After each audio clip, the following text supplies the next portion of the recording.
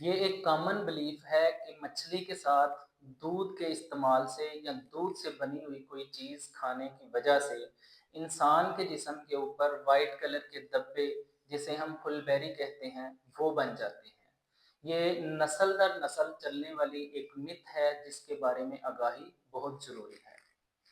میں ہوں فارماسسٹ محمد رمضان، اور آج ہم بات کریں گے کہ مچھلی کے ساتھ دودھ پینے سے کیا واقعی میں ہی پھل بیری کا جو بیماری ہے وہ لاحق ہو سکتی ہے۔ یہ تمام ڈسکشن سٹارٹ کرنے سے پہلے اس بات کو اپنے ذہن میں رکھ لیں کہ ایسا بالکل بھی نہیں ہے، کیونکہ اس بات کا ہمارے پاس کوئی بھی سائنٹیفک پروف موجود نہیں ہے، نہ ہی کسی لٹریچر میں اور نہ ہی کوئی ریسرچ پیپر کے اندر ایسا ہمیں بتایا گیا ہے کہ دودھ اور مچھلی کو ایک ساتھ کھانے سے یا ان کو ایک دوسرے کے بعد استعمال کرنے سے کوئی اس طرح کے وائٹ پیچز یا پھل بیری کا مرض لاحق ہو سکتا ہے۔ اس بات کے پروف کے لیے کہ دودھ اور مچھلی کا آپس میں کوئی بھی ری ایکشن نہیں ہے، اس کے لیے دو آرٹیکلز میں آپ کے ساتھ شیئر کر رہا ہوں، ڈسکرپشن میں اس کا لنک آپ کو پرووائڈ کیا گیا ہے۔ اگر ہم بات کریں فش کی غذائیت کے بارے میں، تو فش نہایت ہی مفید غذا ہے، جس میں vitamin A, vitamin D, vitamin E اور اومیگا 3 فیٹی ایسڈز موجود ہوتے ہیں، جو ہمارے دل، دماغ اور پٹھوں کی نشو و نما اور صحت کے لیے بہت اہم کردار ادا کرتے ہیں، اور اس کے علاوہ یہ امیونٹی بوسٹر کا بھی کام کرتے ہیں۔ اور دودھ کی افادیت سے بھی کوئی انسان انکار نہیں کر سکتا، کیونکہ دودھ کے اندر بھی کافی مقدار میں پروٹین اور کیلشیم موجود ہوتا ہے، جو ہماری ہڈیوں کو مضبوط کرنے میں اہم کردار ادا کرتا ہے۔ اب سوال یہ پیدا ہوتا ہے کہ دودھ بھی ایک بہت اچھی غذا ہے،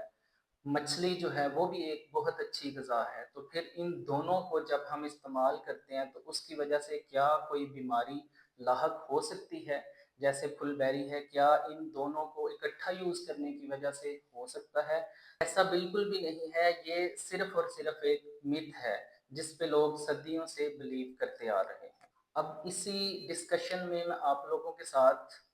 دو چیزیں شیئر کرنا چاہتا ہوں، ان میں سے ایک ہے فش الرجی اور دوسری ہے لیکٹوز انٹالرنس۔ اب یہ جو ساری کی ساری متھ بنی ہوئی ہے کہ فش اور دودھ کو اکٹھا کھانے سے کوئی ری ایکشن ہو جاتا ہے یا پھل بیری کا مرض لاحق ہو جاتا ہے، تو اس میں جو لاجک ہے وہ یہ ہے کہ کچھ لوگ، کچھ بچے یا کچھ بڑے جن کو فش سے الرجی ہوتی ہے، وہ چاہے فش کو اکیلا یوز کریں، چاہے دودھ کے ساتھ استعمال کریں، چاہے چاول کے ساتھ کھائیں، تو ان کو وہ الرجک ری ایکشن ہو سکتا ہے۔ اور وہ الرجک ری ایکشن کس طرح کا ہوگا؟ اس میں سکن کے اوپر خارش ہوگی، اور عام الفاظ میں پنجابی میں جسے ہم تپڑ کہتے ہیں وہ بن سکتے ہیں۔ یہ الرجک ری ایکشن ہے فش الرجی کی وجہ سے۔ اور کچھ لوگ ایسے ہوتے ہیں جن کے اندر لیکٹوز انٹالرنس ہوتی ہے، مطلب کہ وہ دودھ کو صحیح طرح سے ہضم نہیں کر سکتے، جب وہ دودھ پیتے ہیں تو ان کے پیٹ میں گیس وغیرہ بن جاتی ہے، اس کے علاوہ ان کو کریمپنگ، پیٹ میں درد سٹارٹ ہو سکتا ہے، یا پھر ان کو موشن لگ سکتا ہے۔ تو یہ دو فیکٹر جو ہیں یہ کچھ نہ کچھ حد تک اس مت کے پیچھے کار فرما ہوتے ہیں کہ جب ہم دودھ اور مچھلی کو اکٹھا استعمال کرتے ہیں تو کوئی ایسا بندہ جس کو فش سے الرجی ہے تو اس کو الرجک ری ایکشن ہوگا، لوگ یہ سمجھیں گے کہ اس نے فش کے بعد دودھ پیا تھا تو اس لیے اس کو الرجک ری ایکشن ہو گیا ہے۔ اور اسی طرح دودھ کے ساتھ بھی ہے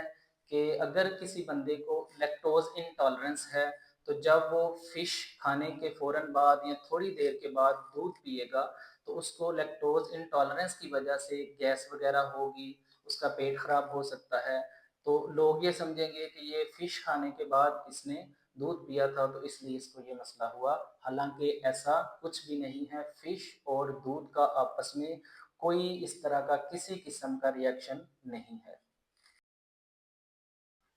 تو اب بات کرتے ہیں کہ پھر یہ پھل بیری جو ہے وہ کیا چیز ہے، وہ کب ہوتی ہے، کیوں ہوتی ہے، اور اس کے پیچھے کیا جو ہے وہ میکانزم انوالو ہے۔ تو پھل بیری کی اگر بات کریں تو سائنٹیفک زبان میں اس کو ہم ویٹیلیگو یا لیکوڈرما کہتے ہیں، اور یہ ایک آٹو امیون ڈیزیز ہے जिसमें हमारा इम्यून सिस्टम जो है वो हाइपर सेंसिटिव या हाइपर एक्टिव हो जाता है और वो हमारे अपने जिस्म के स्किन के जो सेल्स होते हैं जिन्हें हम मेलानोसाइट्स कहते हैं, उन सेल्स को डैमेज करना शुरू कर देता है। मेलानोसाइट्स बेसिकली एक पिगमेंट जो है वो प्रोड्यूस करते हैं जिसे हम मेलानिन कहते हैं, जो हमारे डार्क कलर के लिए रिस्पॉन्सिबल होता है। तो जब हमारा इम्यून सिस्टम मेलानोसाइट्स को डैमेज करेगा, उनको ख़त्म करता जाएगा, तो उस मेलानोसाइट्स के ख़त्म होने की वजह से मेलानिन नहीं बन पाएगा। जब मेलानिन नहीं मौजूद होगा तो जिस्म का वो हिस्सा, स्किन का वो वाला हिस्सा जहाँ पे मेलानिन पिगमेंट कम है, वहाँ का कलर जो है वो वाइट होना शुरू हो जाएगा। तो ये सारा मैकेनिज्म इसके पीछे इन्वॉल्व है कि फुलबेरी क्या होती है, क्यों होती है और कैसे होती है। इस सारी ये जो विटिलिगो है, ल्यूकोडर्मा और फुलबेरी, ये तीनों जो टर्म्स हैं, इनका दूध और मछली के साथ दूर-दूर तक कोई तल्लक वास्ता नहीं है। अगर आपको ये वीडियो पसंद आई है और आप हेल्थ से रिलेटेड डिफरेंट वीडियोस देखना चाहते हैं तो हमारे चैनल को सब्सक्राइब करें, इस वीडियो को लाइक करें और ज़्यादा से ज़्यादा लोगों तक शेयर करें।